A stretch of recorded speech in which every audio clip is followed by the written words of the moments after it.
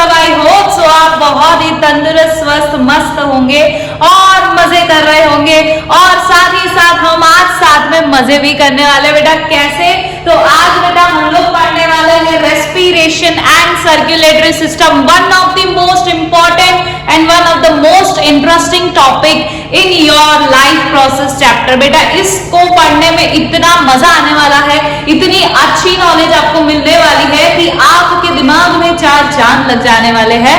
और बेटा जो भी बच्चे हमारी चैनल पर नए हैं तो मैं बता देती हूँ, मैं हूँ आपकी एक्सपर्ट बायोलॉजी एजुकेटर कशिश मैम, जो आपको यहाँ पर स्टैंडर्ड 10th के लिए बायोलॉजी के सारे चैप्टर्स करवाने वाले हैं और वो भी बहुत ही इंटरेस्टिंग वे में। हमने हमारे लास्ट लेक्चर्स में काफी सारी चीजें पढ़ ली थी। पहले तो हमने 10th का बेसिक पढ़ा था, फिर उसके बाद हमने पढ़ा था फोटोसिंथेसिस की प्रोसेस, फिर हमने तीसरा क्या पढ़ा था बेटा, आपको याद होना चाहिए, डाइजेशन। यस बेटा, डाइजेस्टिव सिस्टम हमने अच्छे से डिटेल में पढ़ी थी। एक एनसीईआरटी की लाइन बेटा यहाँ पर कवर थी हमारे लेक्चर में और बहुत ही मजे से हमने एकदम मस्त चार्ट और एकदम मस्त सुंदर सा पूरा बनाया था हमने, जिसके अंदर सारे फंक्शंस हमारे एक ही स्लाइड में मैंने आपको एक चीज समझाई थी और बहुत ही मजा आया था।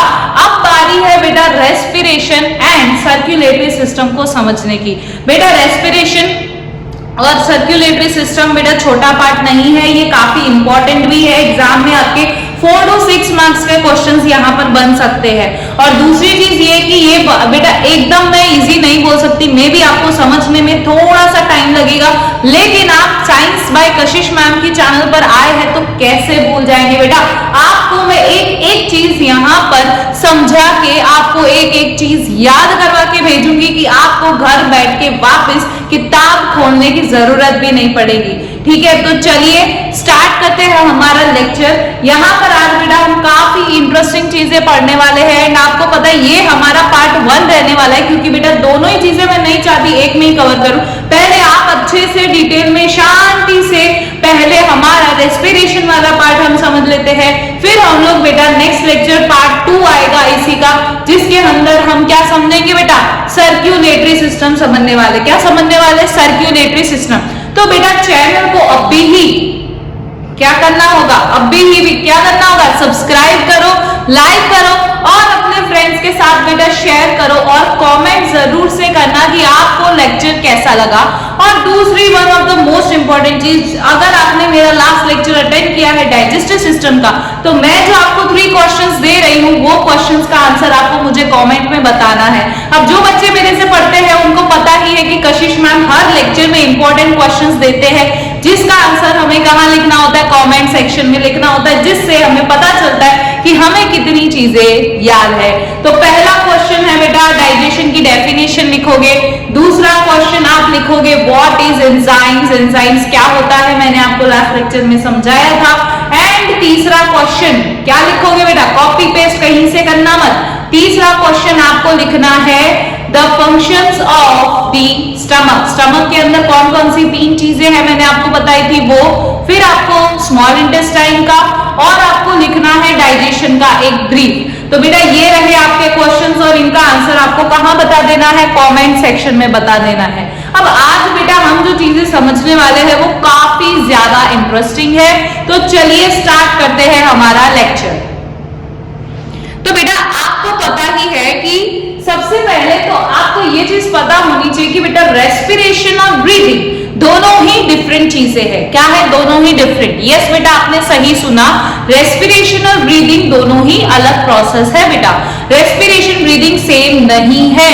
हम ऐसे कभी कभार बोलते, जैसे बचपन में तो आपको रेस्पिरेशन ब्रीदिंग एक जैसा ही लगता है, लेकिन बेटा रेस्पिरेशन ब्रीदिंग एक जैसा नहीं होता है, दोज आर नॉट सेम। यहाँ पर रेस्पिरेशन का मतलब क्या होता है वो हम ये पूरा वही समझने वाले हैं अभी। और दूसरा ब्रीदिंग का मैं मेन चीज आपको समझा देती हूँ। ब्रीदिंग किसे बोला जाता है? जो आप सांस ले रहे हो ना, ये फिजिकल प्रोसेस जो है आपकी, उसे बेटा क्या कहते हैं, ब्रीदिंग। जो यहाँ पे आप ऑक्सीजन इनहेल कर रहे हो, लंग्स तक पहुंचा रहे हो, बेटा ये आपकी फिजिकल प्रोसेस और ये क्या है, ब्रीदिंग। लेकिन रेस्पिरेशन बेटा किसे कहा जाता है? जहां पर आपने जो ऑक्सीजन लिया, ठीक है, उस ऑक्सीजन को हर एक सेल तक पहुंचाया जाएगा और वहां पे अब ये ऑक्सीजन हर एक सेल तक पहुंचाया जाता है ना, वो आपका सर्कुलेटरी सिस्टम है। और जो आपका ऑक्सीजन का ब्रेकडाउन होगा ना सेल्स के अंदर, बेटा वो क्या है आपका, क्या है वो है आपका रेस्पिरेशन। देखो मैं वापस से आपको यहाँ पे समझाती हूँ बेटा, इन तीन चीजों का डिफरेंस आपको समझना बहुत ही ज्यादा जरूरी है, तभी चीजें बेटा आपको आगे की चीजें जो सर्कुलेटरी सिस्टम है, रेस्पिरेशन है, ये सारी चीजें समझ आएगी। तो चलिए समझते हैं रेस्पिरेशन, ब्रीदिंग और सर्कुलेटरी सिस्टम के बीच का डिफरेंस, ताकि आपको ये टॉपिक एकदम सॉलिड हो जाए, ठीक है। तो बेटा अगर मैं बात करती हूँ ना, यहाँ पे जो आपने ब्रीदिंग करी, आपने जो इनहेल करा ऑक्सीजन, ठीक है, आप जो इनहेलेशन कर रहे हो और एक्सहेलेशन कर रहे हो, है ना, इनहेलेशन यानी सांस लेना, एक्सहेलेशन यानी सांस छोड़ देना। तो यहाँ पे जो आप इनहेलेशन एंड एक्सहेलेशन कर रहे हो, जो कि आपकी बेटा क्या है, फिजिकल प्रोसेस है, यानी ये आपकी फिजिकल प्रोसेस है। और बेटा ये फिजिकल प्रोसेस जो होती है, इसी को बेटा हम क्या कहते हैं, ब्रीदिंग कहते हैं। क्या कहते हैं, ब्रीदिंग। ये क्या करेगा बेटा, ये आपके लंग्स तक क्या करेगा, ऑक्सीजन पहुंचाएगा, ब्रीदिंग, ठीक है। इधर क्या होगा, लंग्स तक ऑक्सीजन को पहुंचाया जाएगा, एयर से हमारे लंग्स तक जाने का रास्ता कौन सी प्रोसेस हमें करवाती है बेटा, ब्रीदिंग करवाती है। लेकिन लंग्स तक तो पहुंच गए, लेकिन उसके आगे हमारे सेल्स तक कैसे पहुंचेंगे, क्योंकि मेन काम बेटा जो ऑक्सीजन को यूटिलाइज करने का है, वो किसका है, सेल्स का है, ठीक है। तो वहां तक पहुंचाना तो पड़ेगा ना। तो क्या ये बड़ी बड़ी पाइप लाइक स्ट्रक्चर लगा दे, जैसे हमारे घरों में पानी आता है वैसे पानी का पाइपलाइन लगा देते, पानी आ जाएगा? नहीं बेटा, ऐसा नहीं होता। तो फिर कैसे होगा मैम? तो ये क्या है, आपका जो ब्लड है, ब्लड तो आपकी पूरी बॉडी में बेटा चलता है ना, पूरी बॉडी में घूमता है। अब पूरी बॉडी तक ऑक्सीजन पहुंचाने का क्या रास्ता हो सकता है, ब्लड हो सकता है। तो यहाँ पर बेटा आता है हमारा सर्कुलेटरी सिस्टम, है ना। यहाँ पे क्या आता है, सर्कुलेटरी सिस्टम, जो क्या करता है, आपके लंग्स से ऑक्सीजन को लेता है और इस ऑक्सीजन को हर एक सेल तक पहुंचाता है। अब सेल में बेटा ऑक्सीजन की एक प्रोसेस, यानी कि यहाँ पर ब्रेकडाउन होगा ऑक्सीजन का, है ना। अब यहाँ पे बेटा मैं एक और चीज आपके साथ डिस्कस करना चाहूंगी, लेकिन पहले ये समझ लो, यहाँ पे क्या होता है, ब्रेकडाउन होता है, एक प्रोसेस चलती है, ठीक है, रेस्पिरेशन, ठीक है। कौन सी प्रोसेस चलती है, रेस्पिरेशन प्रोसेस चलती है। और ये रेस्पिरेशन प्रोसेस जो होती है बेटा, इसमें क्या होता है, आपका किसका ब्रेकडाउन होता है, ग्लूकोज का ब्रेकडाउन होता है। अब याद करो कि हमने डाइजेशन में पढ़ा था कि लास्ट में हमारे पास कार्बोहाइड्रेट से क्या मिलता है, ग्लूकोज मिलता है। और आपको मैंने बेसिक्स में भी समझाया था कि कार्बोहाइड्रेट से बेटा क्या मिलती है, एनर्जी मिलती है। क्या मिलती है, एनर्जी मिलती है।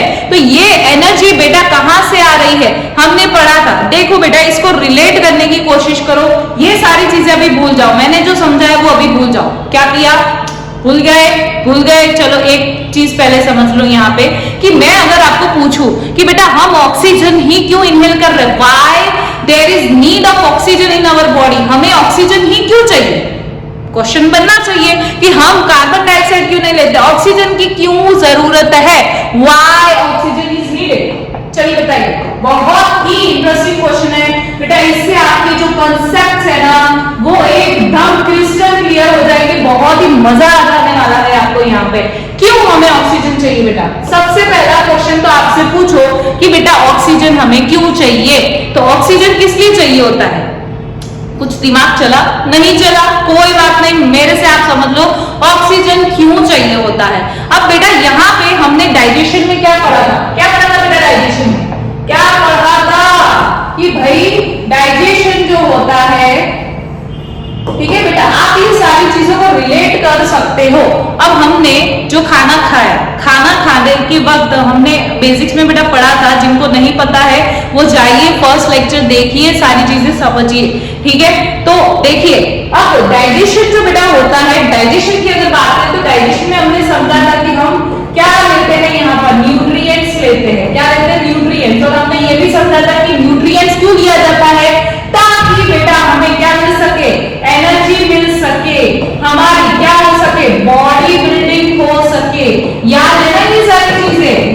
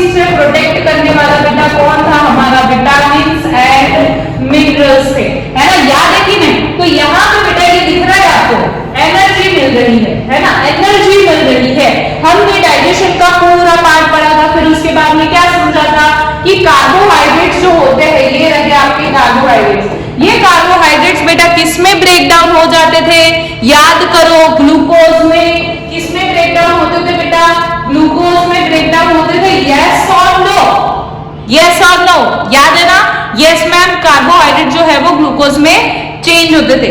पर और आगे हमने क्या पढ़ा था कि स्मॉल इंटेस्टाइन में विलाय प्रेजेंट होता है, जो क्या करता है आपके हर एक बॉडी सेल तक क्या पहुंचाता है, क्या पहुंचाता है, ये जो न्यूट्रिएंट्स टूटकर यहाँ पर बने, है ना, तो जो ये न्यूट्रिएंट्स बने आपके, ये जो ग्लूकोज बना हमारा ग्लूकोज मॉलिक्यूल, ये कहाँ पर भिजवाया जाता है, बॉडी के हर एक सेल तक पहुंचाया जाता है। याद है कि ब्लड के थ्रू हर एक सेल तक क्या पहुंचाया जाता है बेटा, ये ग्लूकोज पहुंचाया जाता है। क्या पहुंचाया जाता है, ग्लूकोज। याद है कि नहीं, ये बेटा सारी चीजें पड़ी हुई है, वही है। जिसको ये चीजें नहीं आती, मतलब आपको डाइजेशन वाला पार्ट नहीं पता है, जाइए अभी उस लेक्चर को देखिए, ठीक है। तो यहाँ पे मैंने बात करी कि बेटा यहाँ पर हमें क्या मिला, ग्लूकोज, और ये ग्लूकोज बेटा कहाँ चला गया, आपके सेल में। ये क्या है बेटा, सेल में। आपको पता ही होगा हमारी पूरी बॉडी जो है वो किससे मिलकर बनी है, सेल से मिलकर बनी है। अब ये ग्लूकोज बेटा कहाँ पे पहुंच गया हमारा, कहाँ पहुंच गया,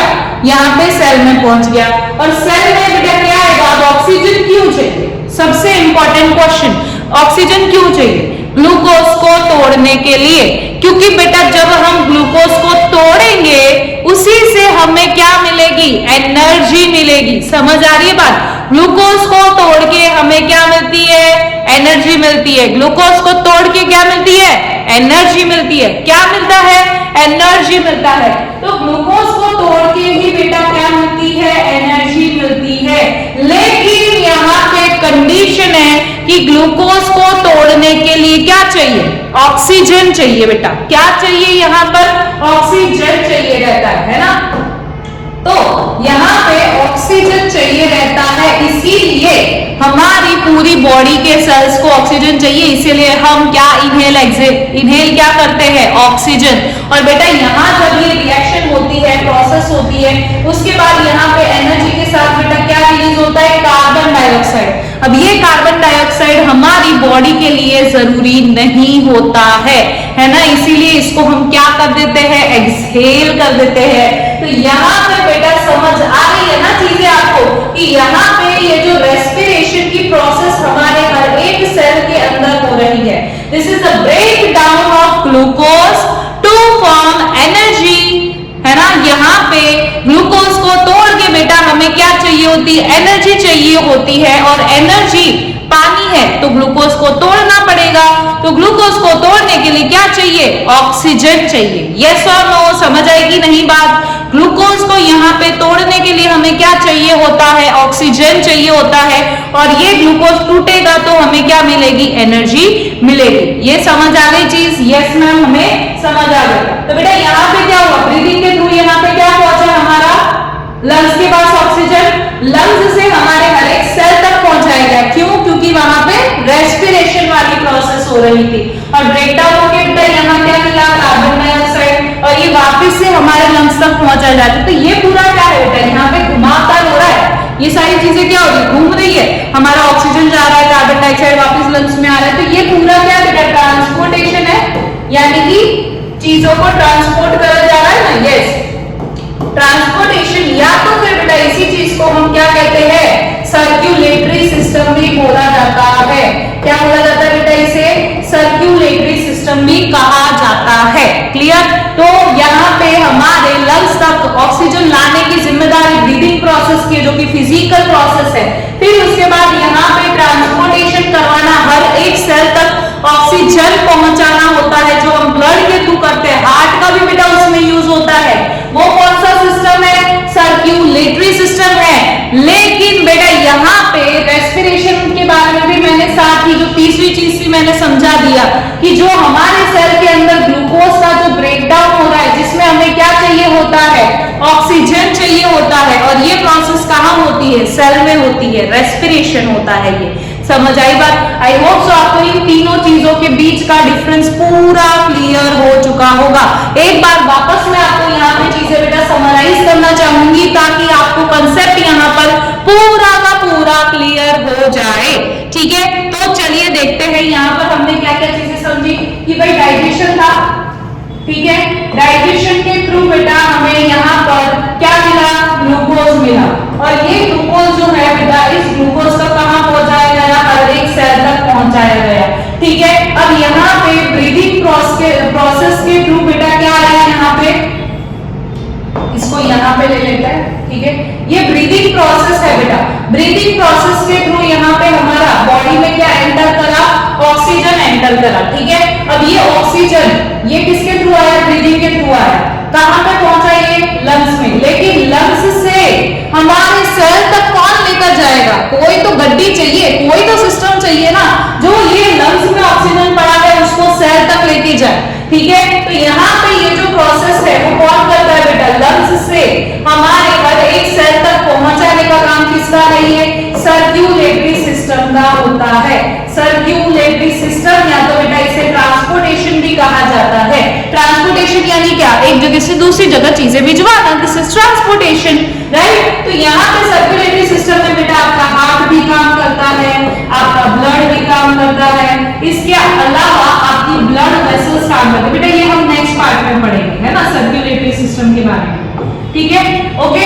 फिर उसके बाद यहाँ पे सेल में तो हमारा क्या पहुंच गया, ऑक्सीजन पहुंच गया, ग्लूकोज हमारा यहाँ पे बैठा था, और मैंने बोला कि हमें एनर्जी चाहिए। तो इस एनर्जी कहाँ से आती है, जब ये ग्लूकोज का बेटा यहाँ पे ब्रेक डाउन होता है, ये ग्लूकोज बेटा आपका यहाँ पे ब्रेक डाउन होगा, तो ये जो ग्लूकोज ब्रेक डाउन होता है बेटा, यही प्रोसेस को क्या कहा जाता है, this is your respiration, clear.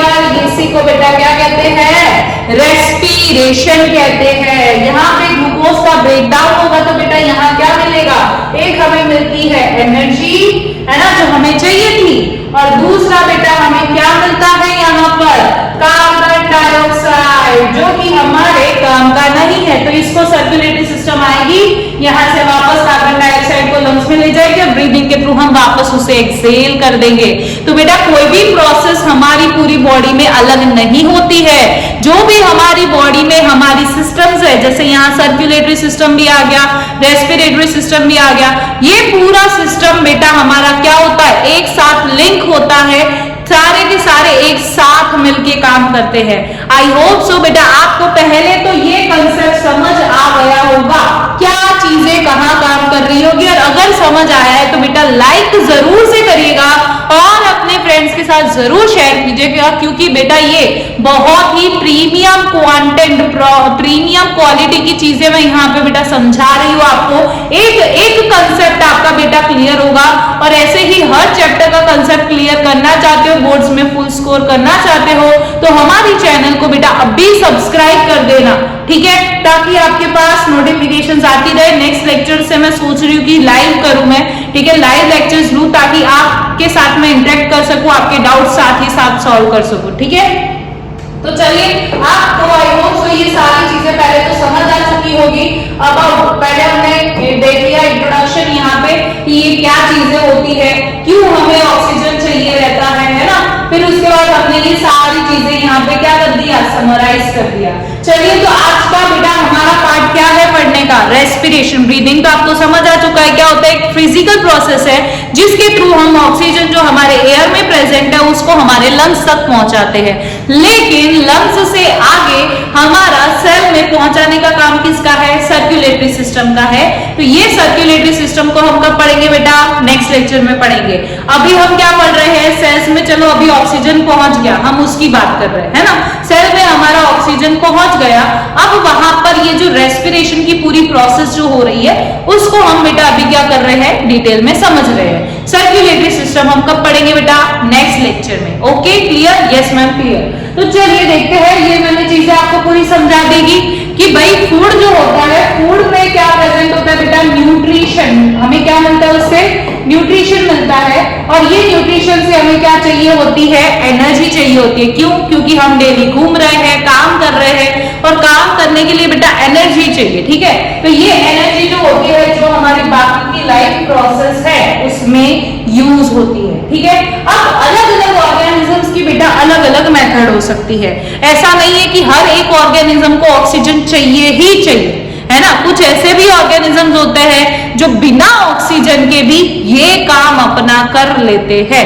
वापस से सुनो, मैंने क्या कहा, डिफरेंट ऑर्गेनिजम्स के डिफरेंट मेथड होती है।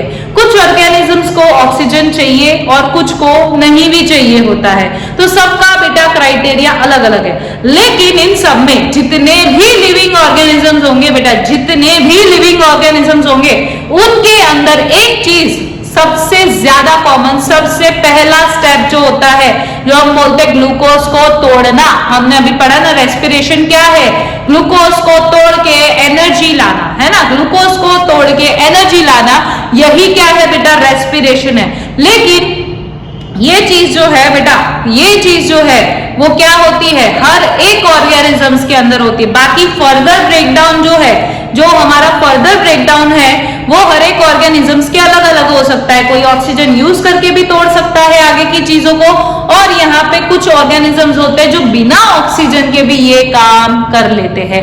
लेकिन सबसे पहला स्टेप जिसमें हम ग्लूकोज को तोड़ते हैं, ग्लूकोज बेटा आपका कितने मॉलिक्यूल्स का है, कितने कार्बन मॉलिक्यूल्स का, ये भी एग्जाम में बेटा क्वेश्चन पूछा जा सकता है। कितने कार्बन मॉलिक्यूल्स का है, 6 कार्बन मॉलिक्यूल्स है। कितने हैं, 6 कार्बन मॉलिक्यूल्स प्रेजेंट होते हैं ग्लूकोज के अंदर। तो यहाँ पे मैंने यही लिखा है कि सारे के सारे केसेस ले लो, जितने भी ऑर्गेनिजम्स ले लो बेटा, उसमें सबसे पहला स्टेप जो है वो कॉमन होगा, that is your break down of glucose. Glucose का ब्रेक डाउन ये सबके अंदर होगा। फिर आगे तुम अलग अलग प्रोसेस करो अपना, ठीक है, वो मैं आगे आपको यहाँ पे समझा रही हूँ। अब आप पूछोगे कि मैम ये जो ग्लूकोज का ब्रेकडाउन है वो कहाँ पर होता है।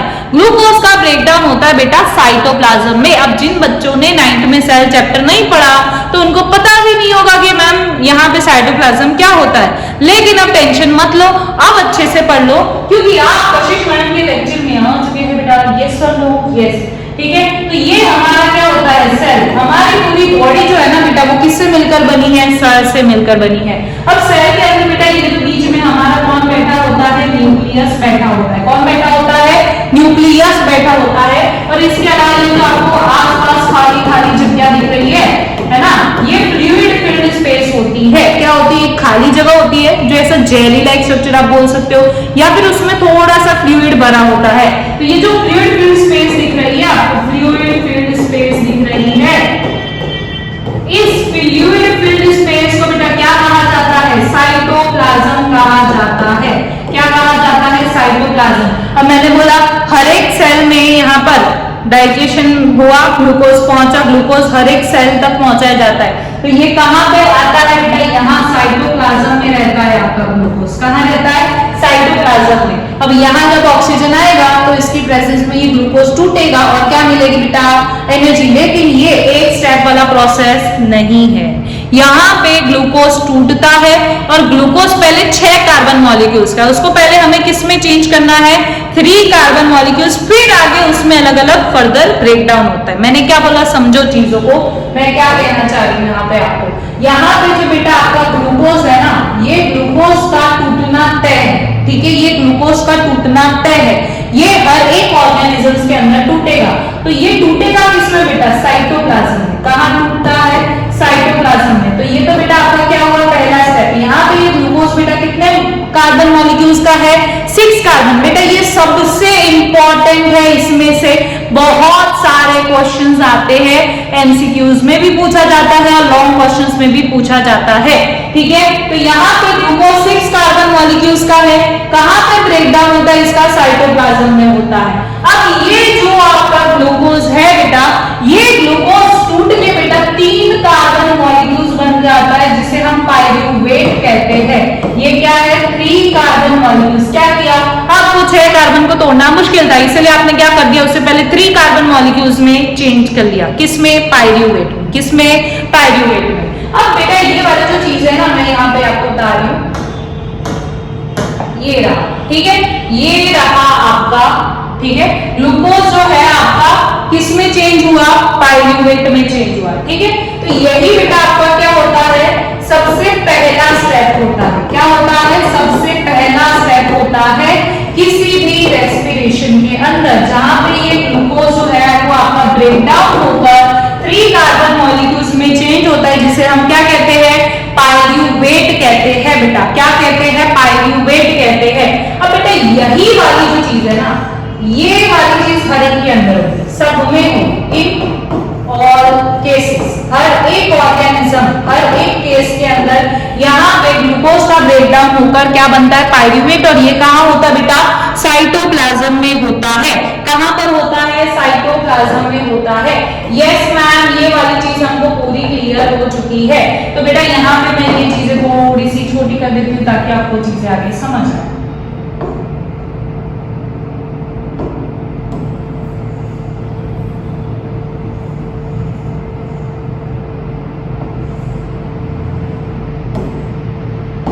ओके, ये चीज समझ आ गई, साइटोप्लाज्म कहाँ है। तो यहाँ पे मैंने बेटा यही लिखा है कि अलग ऑर्गेनिजम्स जो है वो डिफरेंट मेथड यूज करते हैं, अलग अलग ऑर्गेनिजम्स, ठीक है।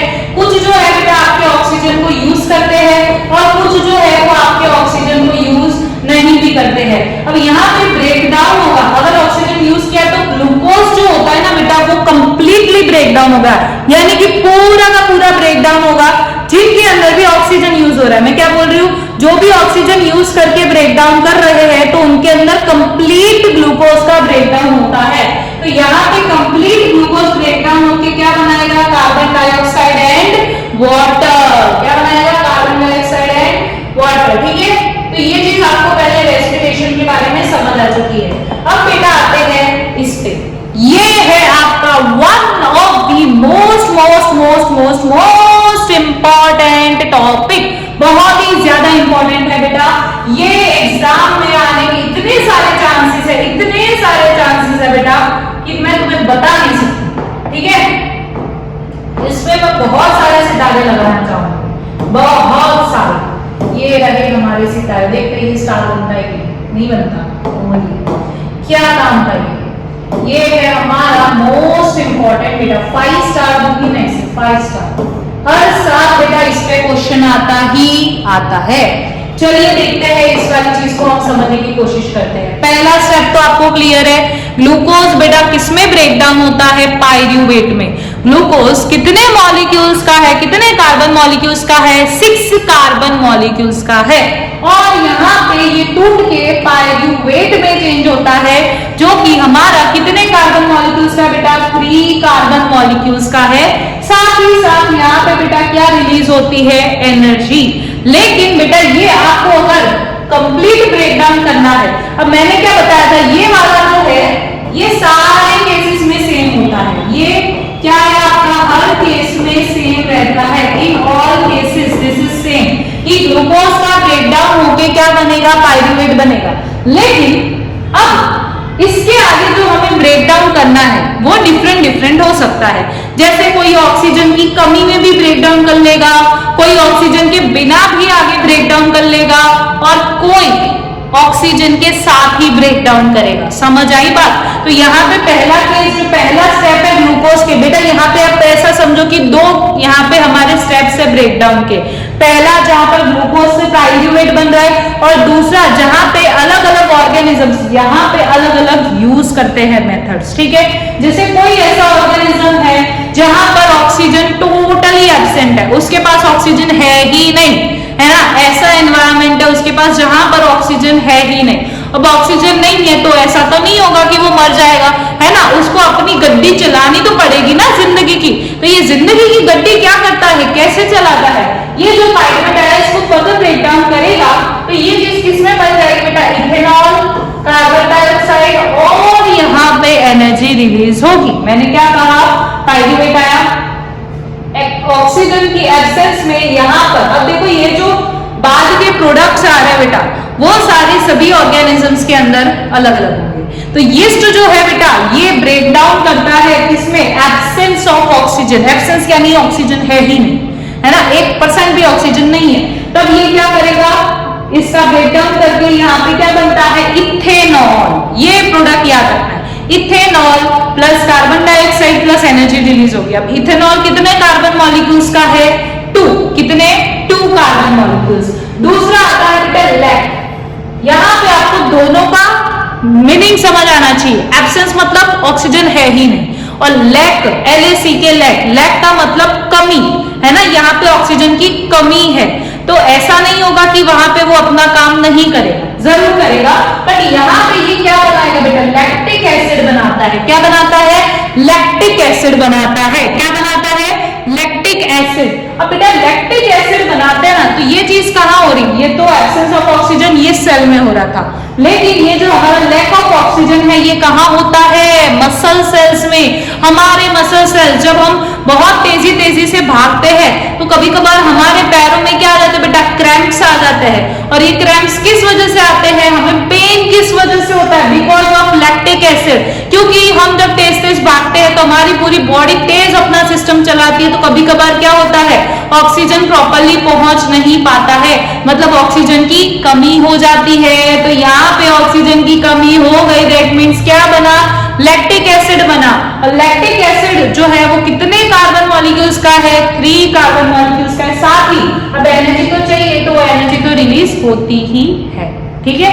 इसकी वजह से हमें क्या होता है बेटा, पेन होता है, और जो हमें क्रैम्प्स आते हैं वो भी इसी वजह से होता है। क्लियर। नेक्स्ट बात करते हैं कि ऑक्सीजन की पूरी प्रेजेंस है कि भाई जितना यूज करना है उतना आप यूज करो। तो उस टाइम पे इसका ब्रेकडाउन होके बेटा क्या बनता है, कार्बन डाइऑक्साइड, वाटर और एनर्जी रिलीज होती है, ठीक है। बट ये चीज कहाँ होती है, हमारे माइटोकॉन्ड्रिया। पता है ना माइटोकॉन्ड्रिया कैसा होता है हमारा, ये है हमारा माइटोकॉन्ड्रिया, ठीक है। ये माइटोकॉन्ड्रिया के अंदर प्रोसेस होगी किसकी यहाँ पे प्रेजेंस ऑफ ऑक्सीजन अगर होगा तो यहाँ carbon dioxide, water and energy release होगी। तो बेटा चलिए इन चीजों को एक बार वापस समराइज कर देते हैं ताकि आपको चीजें हो जाए एकदम क्रिस्टल क्लियर और दिमाग में अच्छे से बैठ जाए, ठीक है। ओके,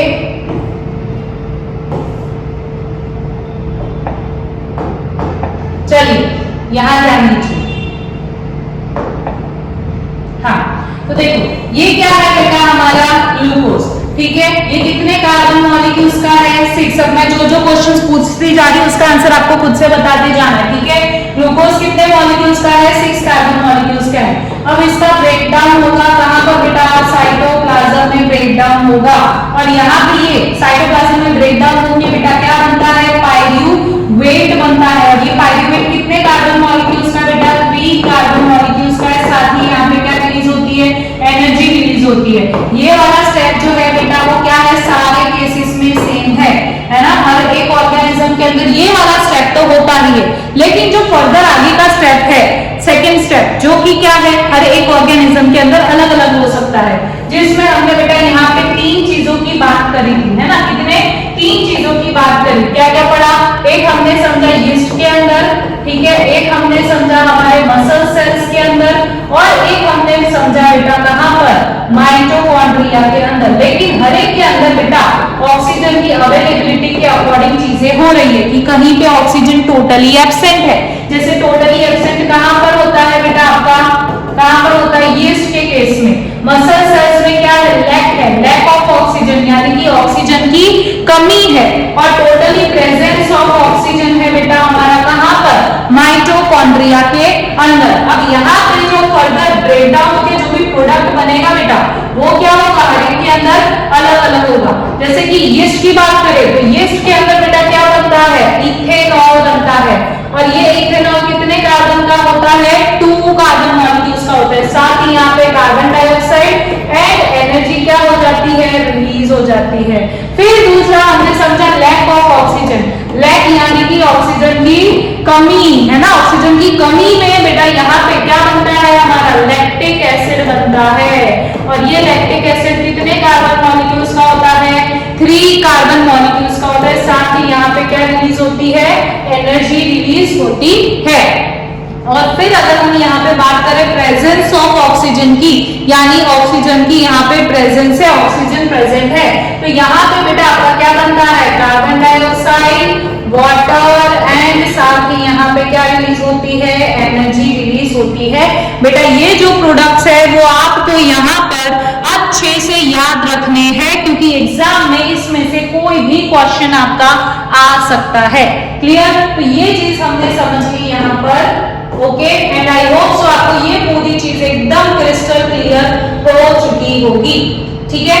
अब बेटा हम आगे बढ़ते हैं कि एनर्जी तो यहाँ पे रिलीज हो गई, लेकिन ये एनर्जी हमारी यूज कहां पर होगी, है ना, ये भी तो क्वेश्चन आता है कि ये एनर्जी यूज कहां होगी। अब जैसे हम मूव कर रहे हैं, हमारे हाथ पैर हिल रहे हैं, तो उसमें मसल्स का क्या है, बड़ा रोल है। यस और नो, आपको पता है मसल्स का बड़ा रोल है, सीधी सी बात है, हम मूवमेंट कर रहे हैं मसल्स की वजह से।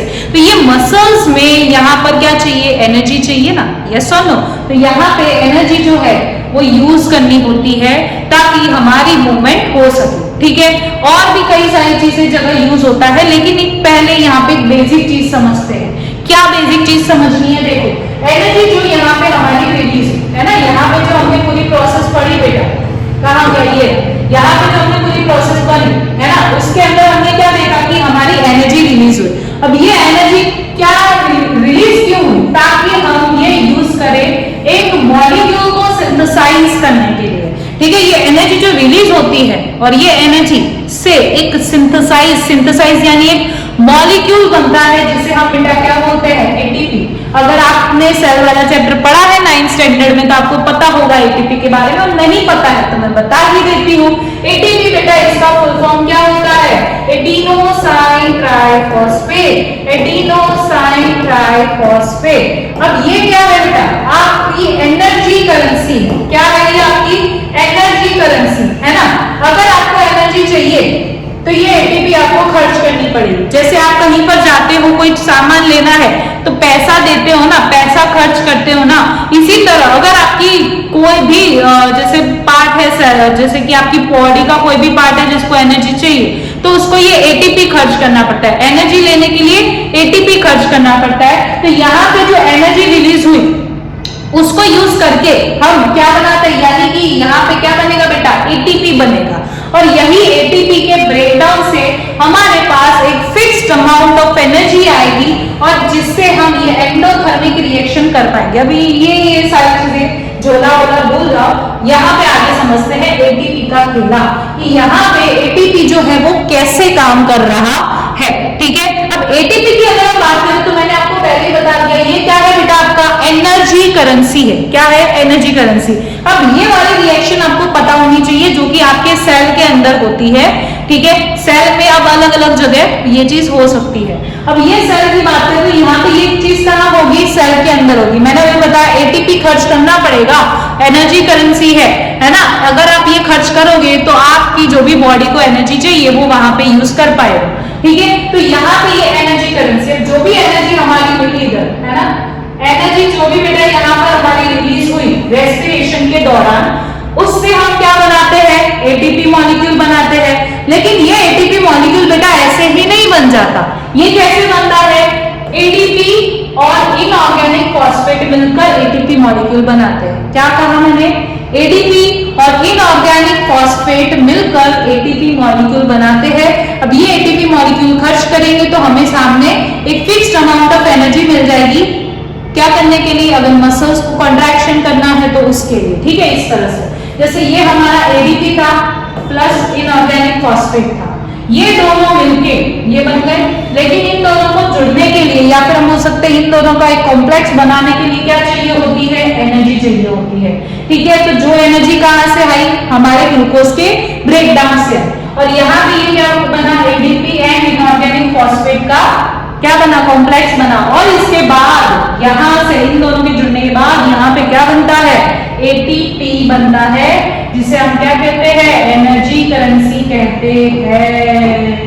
समझ आ रही बात। अब मुझे पता है आपको बड़ा कंफ्यूजन होगा, मैम क्या है ये एडीपी, क्या है ये इनऑर्गेनिक फॉस्फेट, क्या है ये एटीपी, कुछ भी हमारे दिमाग में बैठ नहीं रहा है। मुझे पता है आपको फर्स्ट टाइम में अभी नहीं समझ आएगा, ये काफी कॉम्प्लेक्स चीजें हैं, but don't worry, I am here, then why to worry, है ना। मैं यहाँ पे हूं तो आपको चिंता करने की क्यों जरूरत है। मैं आपको वापस से एक बार समराइज करके यहाँ पे चीजें समझाना चाहती हूँ। और उससे पहले ये चीज समझ लो कि यहाँ पे जो ये एंडोथर्मिक प्रोसेस होती है सेल के अंदर, वो क्या करता है, एटीपी को यूज करता है, जिससे हमारी रिएक्शन होती है, ठीक है। दूसरा, यहाँ पे ये जो टर्मिनल फॉस्फेट लिंकेज होता है एटीपी के अंदर, उसको ब्रेक किया जाता है, एटीपी को ब्रेक किया जाता है। मैंने बोला ना, हमें एनर्जी चाहिए, फिक्स्ड अमाउंट ऑफ एनर्जी लेनी है, तो फिर उसके लिए क्या करना पड़ेगा, एटीपी को खर्च करना पड़ेगा। तो यहाँ पे जैसे ही एटीपी को खर्च करते हैं तो हमारे अकाउंट में कितनी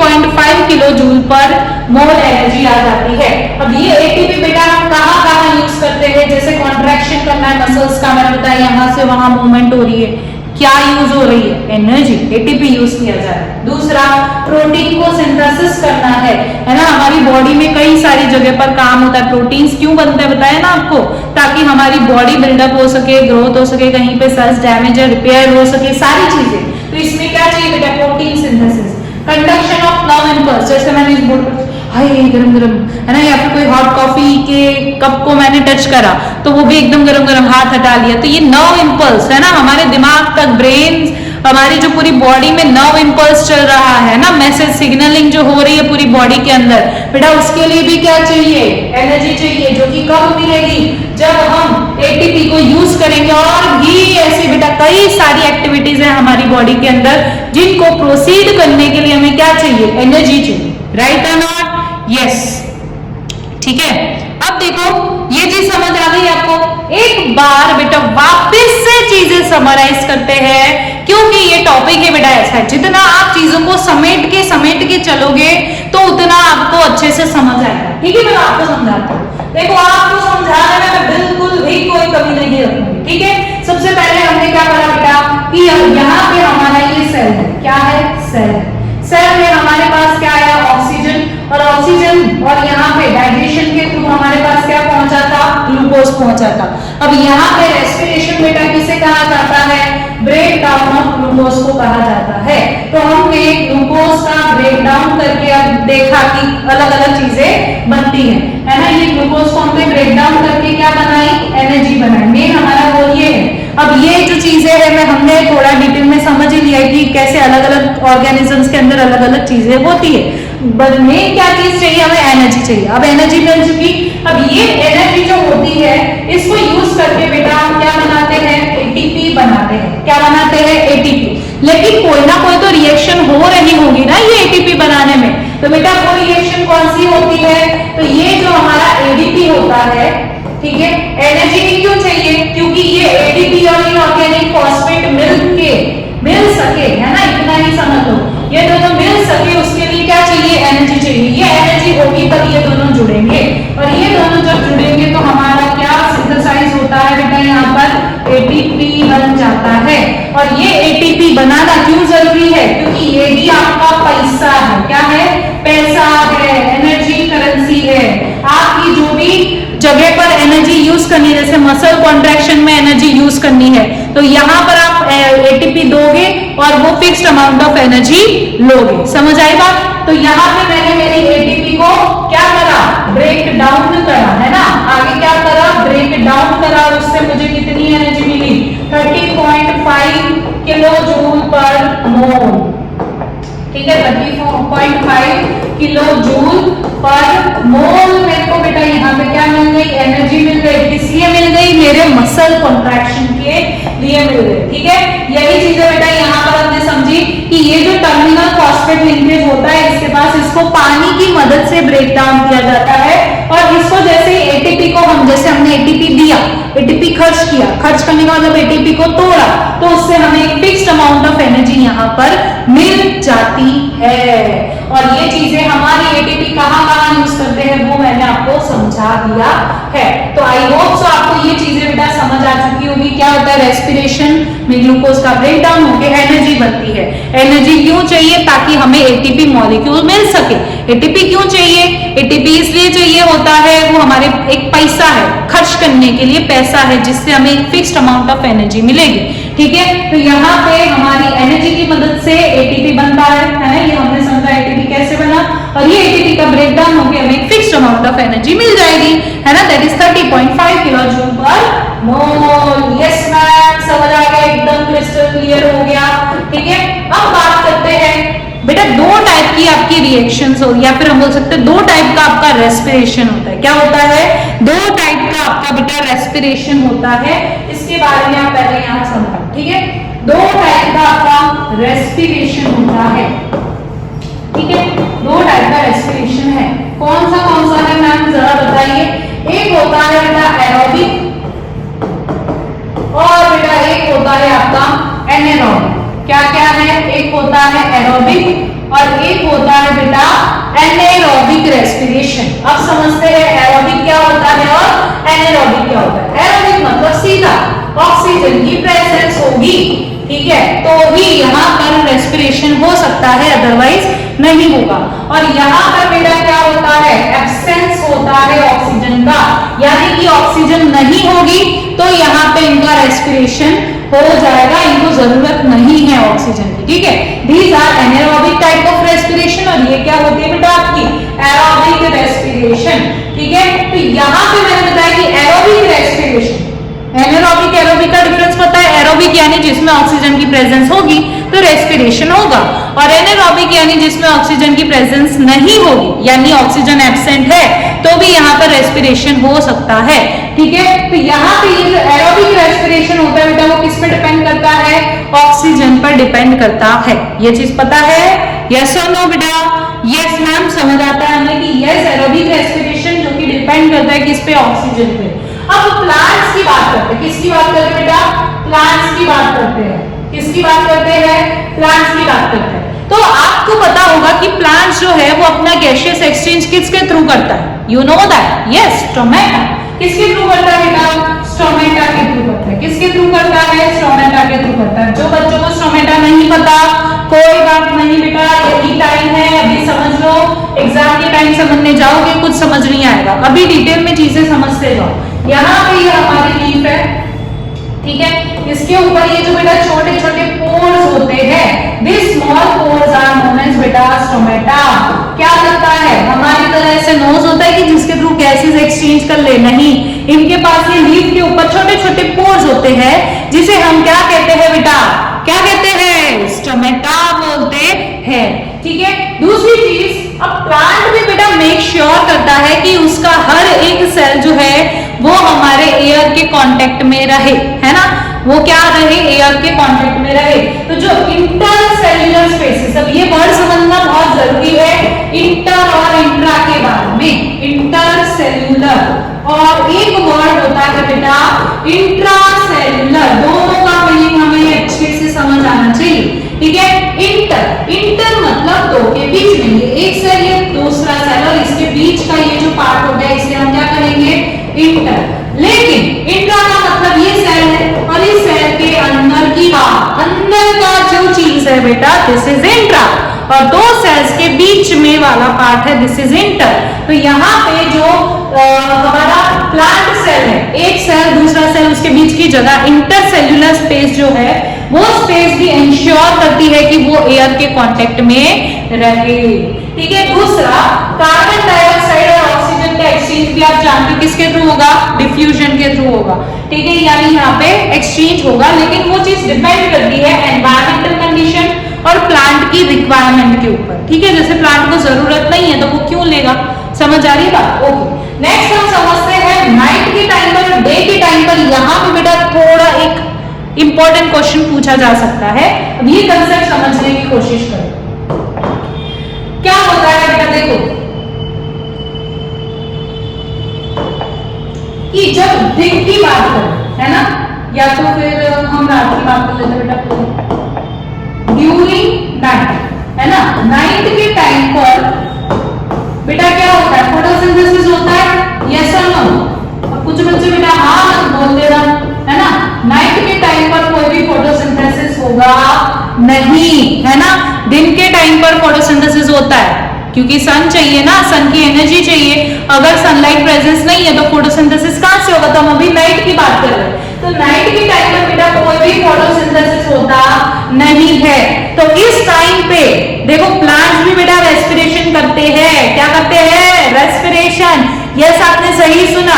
एक तो उसका फोटोसिंथेसिस बेटा प्रोसेस अलग है, उसको अलग रखना, उसको रेस्पिरेशन के साथ मिक्स मत करना, है ना। यहाँ पे जो हमारा रेस्पिरेशन है वो प्लांट्स के अंदर भी होता है ना। सिमिलरली ऑक्सीजन रिलीज होता है और ऑक्सीजन लिया जाता है और कार्बन डाइऑक्साइड रिलीज होता है। पर ये बेटा अब तुम वैसे समझो कि रेस्पिरेशन की बात करें, चलो इसको नाइट और ये वाला अलग अलग नहीं लेके चलते, ये पूरा साथ में लेके चलते हैं।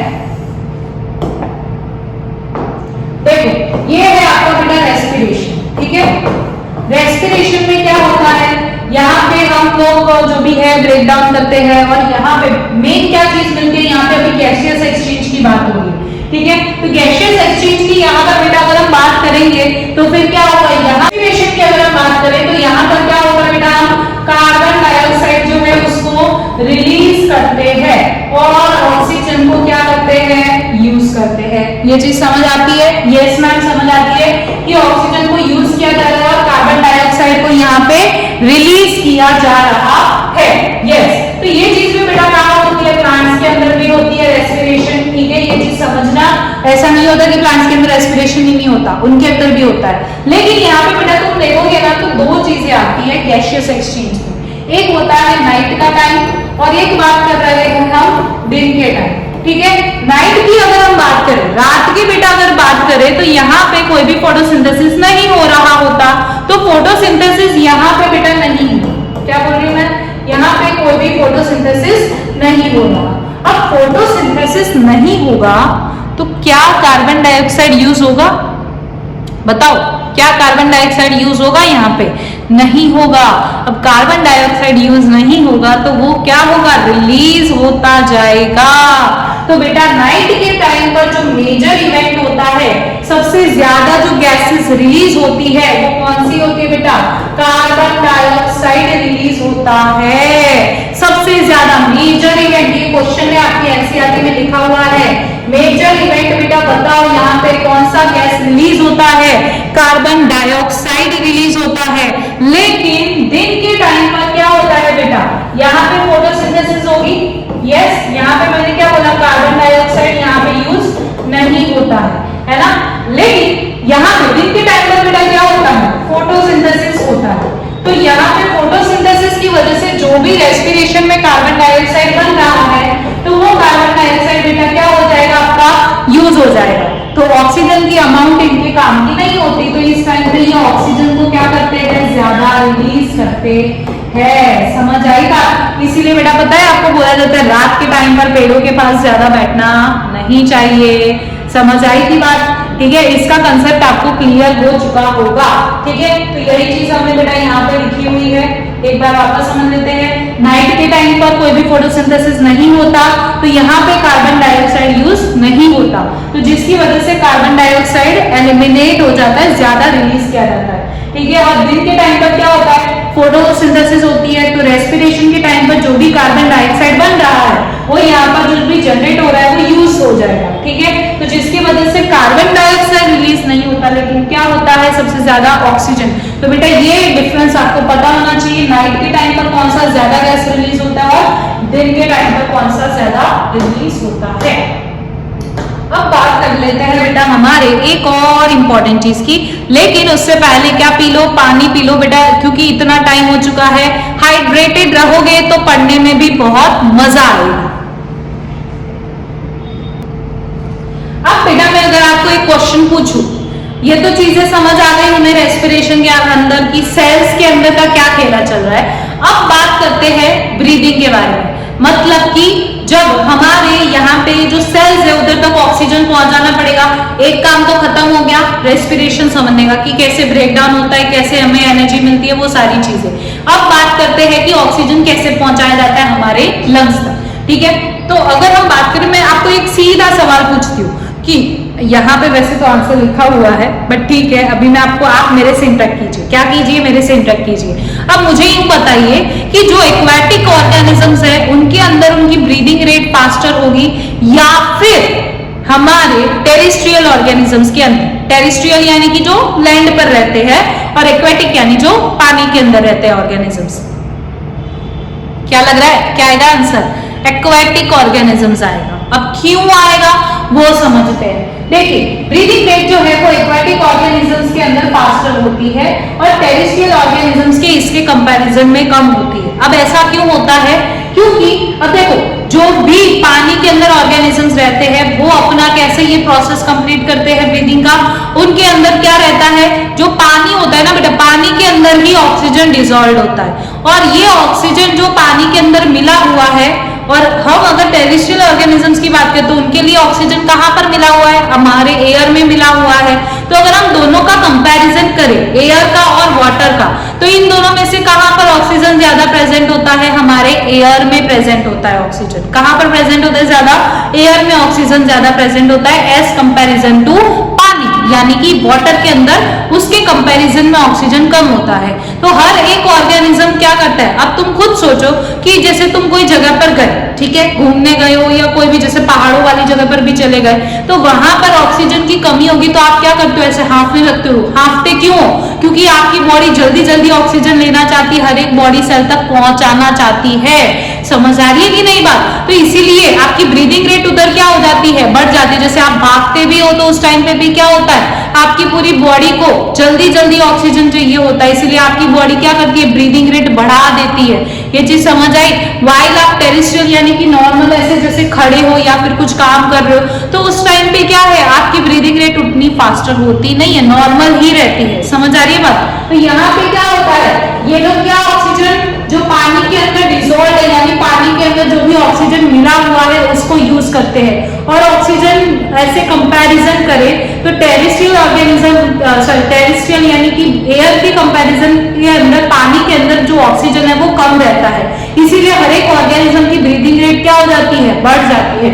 ठीक है, तो यहाँ पे लो ऑक्सीजन होने के कारण एक्वेटिक ऑर्गेनिज्म के अंदर ब्रीदिंग रेट क्या होती है बेटा? ज्यादा होती है। वाइल टेरेस्ट्रियल ऑर्गेनिजम्स के पास तो भाई भर भर के ऑक्सीजन प्रेजेंट है एयर के अंदर, तो यहाँ पे ऑक्सीजन की अवेलेबिलिटी बेटा बहुत ज्यादा होती है, जिसकी वजह से as comparison to aquatic organism terrestrial organisms में कम होती है। ठीक है, अब एक्वेटिक ऑर्गेनिजम्स का एक हम प्रोसेस समझ लेते हैं कि ये लोग कैसे अपना ऑक्सीजन को यूज करते हैं। ठीक है, तो यहाँ पे जो फिश है, मैं यहाँ पे किसका एग्जांपल ले रही हूँ बेटा? फिश का एग्जांपल ले रही हूँ, जो कि पानी क्या करते हैं? लेते हैं। और ये पानी किसके थ्रू लेते हैं? वो लोग माउथ के थ्रू लेते हैं। और इसको कहाँ पे पहुंचाते हैं? गिल्स के पास पहुंचाते हैं। कहाँ पहुंचाते हैं? गिल्स के पास। या पता है ना गिल्स क्या होता है? ये पानी लेके किसके थ्रू बेटा? माउथ के थ्रू। और किसके पास पहुंचाएंगे? गिल्स के पास पहुंचाएंगे। और गिल्स का क्या काम होगा कि भाई जो भी पानी हमारे ऑक्सीजन जो भी पानी के अंदर मिला हुआ है उसको निकाल कर हम हमारे ब्लड में डाल दे, जो कि हर एक सेल तक उसके पहुंचा देगा। सिंपल सी बात है कि ये जो हमारा ऑक्सीजन डिसॉल्व है बेटा वो कौन लेकर जाएगा? यहाँ पर पानी के अंदर जो भी डिसॉल्व ऑक्सीजन है उसको कौन लेकर जाएगा? ब्लड लेकर जाएगा। और ये काम कहां पर होगा बेटा? गिल्स में होता है। कहां पर होता है? गिल्स के अंदर होता है। ट्रू? यस, आपको ये चीज समझ आ गई? यस मैम, समझ आ गई है। अब बेटा बढ़ते हैं हमारे ह्यूमंस के अंदर जो रेस्पिरेशन प्रोसेस होता है उसको पढ़ते हैं, यानी हमारी बात हो रही है ना? मजा आने वाला बेटा। चैनल को सब्सक्राइब कर दीजिएगा, लाइक कीजिएगा, शेयर भी कीजिएगा अपने फ्रेंड्स के साथ। बेटा बहुत मेहनत लगती है ये पूरे नोट्स बनाने में, आपको यहाँ पे चीजें समझाने में, हर एक पॉइंट क्रिस्टल क्लियर करवाने में। तो बेटा इतना तो बनता ही है ना? टीचर्स की मेहनत के लिए इतना तो आप कर ही सकते हो। ठीक है, तो चलिए सबसे पहले तो हम डायग्राम बनाना सीखते हैं इसका। ठीक है,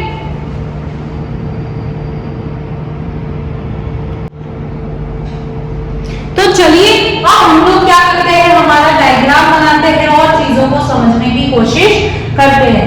सबसे पहले बेटा क्या आएगा? इस तरह से हमारे नॉस्ट्रल्स आपको यहाँ पे आपके बना देने हैं और यहाँ पे ये क्या जाएगा? आपका माउथ जाता है बेटा। क्या जाता है? ये माउथ। ठीक है, अब देखिए यहाँ पर आपको क्या बनाना है? यहाँ पे आपको एक बना देना है अपना लैरिंक्स। ठीक है, और बाकी जो आपकी फर्दर यहाँ पे डिवाइड हो जाए, ये हो गए आपके लंग्स। यहाँ पे ये आ गया आपका डायफ्राम।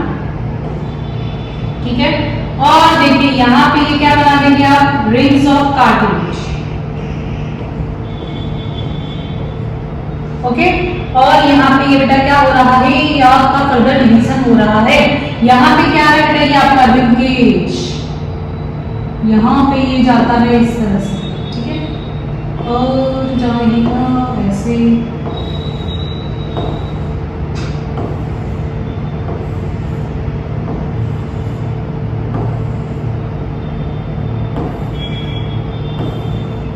ठीक है, यहाँ पे मैं बना देती हूँ आप लोगों के लिए एल्वियोलाई।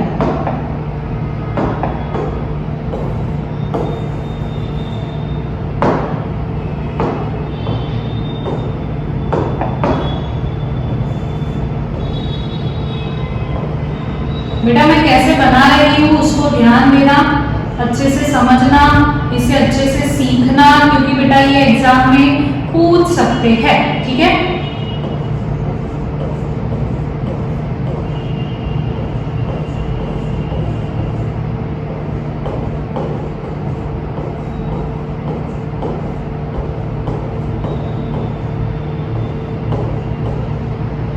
ये बेटा ऐसे उसकी ब्रांचेस भी रहती है, ठीक है। इस तरह से बेटा ये पूरा आपके इसमें फैला हुआ है, ठीक है। ये इस तरह से बेटा पूरे में फैला हुआ है, ऐसे पूरे में, पूरे लंग्स में फैला हुआ है, ठीक है। ठीक है, आपको बस अभी यहाँ पे इतना मैंने पूरा तो नहीं बनाना बेटा, ये है ना, ये सुनो, यस मैम, है ना। यहाँ पे आपको सिर्फ बता देना है कि ऐसे ये एल्विलाइज प्रेजेंट होती है।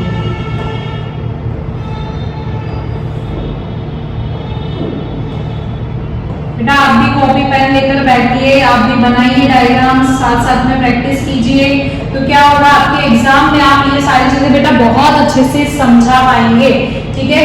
इसी तरह से बेटा पूरे में फैला हुआ होता है।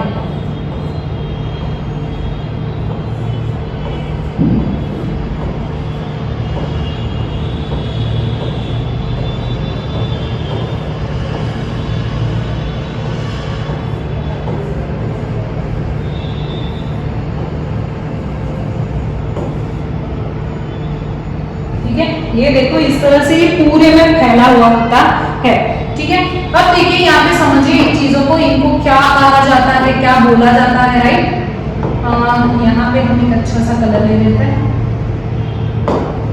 ओके बेटा। तो सबसे पहले अगर आप देखोगे तो ये क्या है बेटा, नोज है किसी इंसान का, इसे हम क्या कहेंगे, नेजल पैसेज, क्या कहेंगे बेटा, नेजल पैसेज। इसके थ्रू क्या होगा, क्या होता है, एयर पास ऑन होती है। अब ये नेजल पैसेज की अगर हम बेटा बात करें ना, तो इसके अंदर बेटा इनके फंक्शंस भी साथ ही साथ समझते जाएंगे, ताकि आपको चीजें इजीली समझ आ जाए। नेजल पैसेज के अंदर बेटा दो चीजें होती है, एक प्रेजेंट होता है एयर और एक प्रेजेंट होते हैं म्यूकस, ठीक है।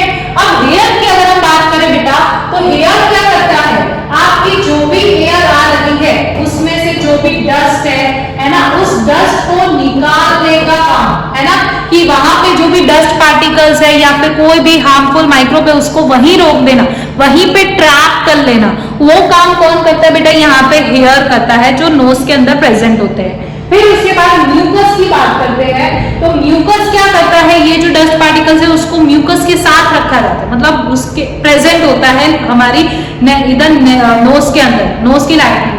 अब ये क्या करेगा कि जैसे कोई भी डस्ट पार्टिकल आया जो अब काम का नहीं है, वहां पे जमा हो चुका है, उसको पूरा स्नीज करके क्या करा जाएगा, बाहर निकाल दिया जाएगा। तो इसमें ये म्यूकस भी क्या करता है बेटा, आपका ट्रैप करने में मदद करता है।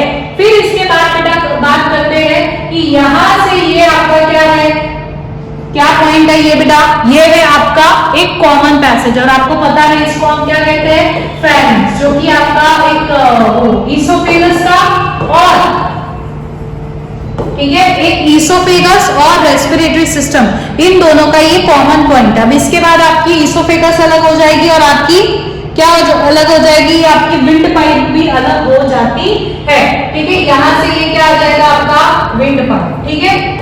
फिर उसके बाद ये जो है बेटा, ये क्या है आपका लैरिंक्स, क्या है ये लैरिंक्स। अगर ये बेटा लैरिंक्स की बात करें तो ये लैरिंक्स क्या काम करता है आपका, ये लैरिंक्स है आपका वॉइस बॉक्स, जो आपकी आवाज आ रही है मीठी मीठी स्वीट स्वीट सी, तो ये जो वॉइस बॉक्स है दैट इज लैरिंक्स, इसके थ्रू ही आपकी आवाज बेटा आती है, जो कि यहाँ पर आपका प्रेजेंट है।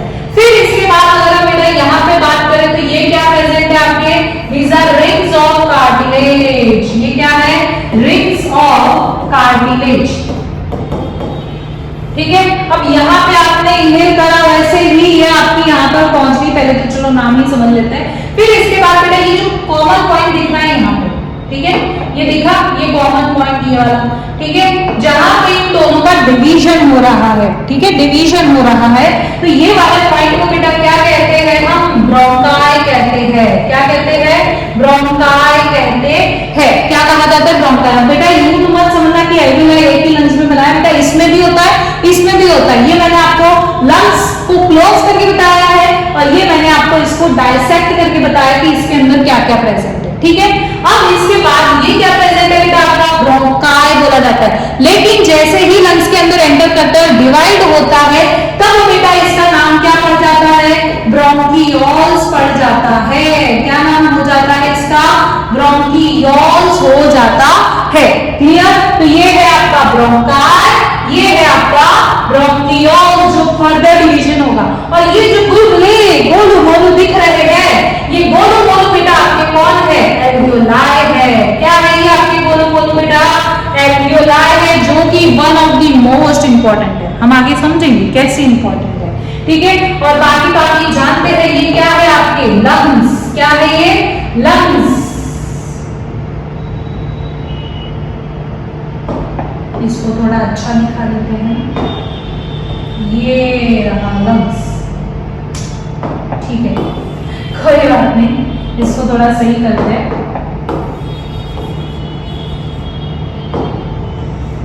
ये क्या है बेटा आपके लंग्स, ये क्या है बेटा पूरा, ये आपका रिब केज होता है। ये क्या होता है आपका पूरा, मैं बता रहा हूं, this is your rib cage. इसके अंदर बेटा कितनी रिब्स होती है, टोटल 12 पेयर्स प्रेजेंट होती है। कितनी, 12 पेयर्स प्रेजेंट होती है रिब्स की। 12 पेयर यानी कि 12 यहाँ पे और 12 यहाँ पे, ठीक है। मतलब टोटल कितनी पेयर, टोटल कितनी रिब्स होती है, 24। पर ये इसका काम क्या होता है ना रिब केज का, तो रिब केज क्या करता है, प्रोटेक्ट करता है आपके डेलिकेट ऑर्गन्स जो है ना, डेलिकेट यानी जो एकदम इंपॉर्टेंट, एकदम से नाजुक ऑर्गन्स जो है, जैसे कि आपका लंग्स हो गया, हार्ट हो गया, इनको प्रोटेक्ट करने का काम बेटा किसका होता है, रिब केज का होता है। इसीलिए इससे ये कवर्ड है। जैसे कोई शॉक वगैरह भी लगता है तो उस टाइम पे फिर भी आप बच जाते हो, किसकी वजह से, because of the rib cage. ये आपके लंग्स को, हार्ट को प्रोटेक्ट करके रख रहा है, ठीक है। और बीच में ये जो मैंने बताया है, दिस इज योर डायफ्राम। क्या है ये, डायफ्राम। क्लियर? तो ये पूरा क्या है बेटा आपका रेस्पिरेटरी सिस्टम का डायग्राम है। किसका है, रेस्पिरेटरी सिस्टम का डायग्राम है, ठीक है। अब बेटा हमने यहां तक तो समझ लिया रेस्पिरेटरी सिस्टम।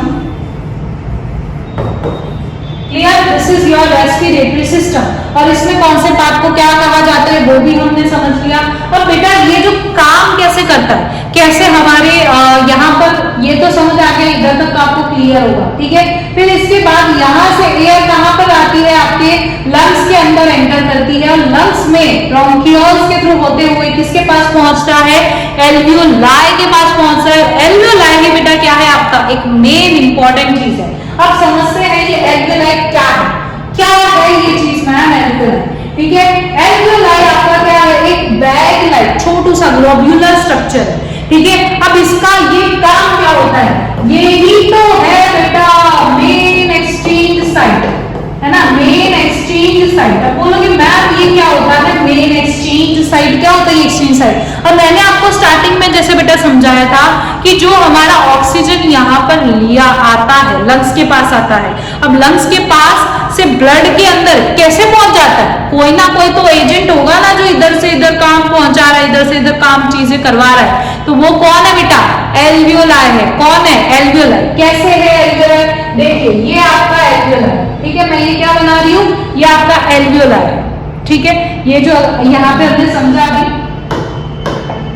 ये जो दिख रहा है ग्लोब्यूलर स्ट्रक्चर, यहाँ से ही आपकी एयर है, ये एल्वियोलाई में पहुंची, ठीक है। ये मैं एल्वियोलाई को बना रही हूँ, ठीक है। और बेटा इसके पास में क्या होता है, क्या होता है, ब्लड वेसल्स प्रेजेंट होती है। ये क्या है आपकी ब्लड वेसल्स, जिसके अंदर क्या फ्लो करता है बेटा, ब्लड। क्या फ्लो करता है, ब्लड। ये आपकी ब्लड वेसल्स है।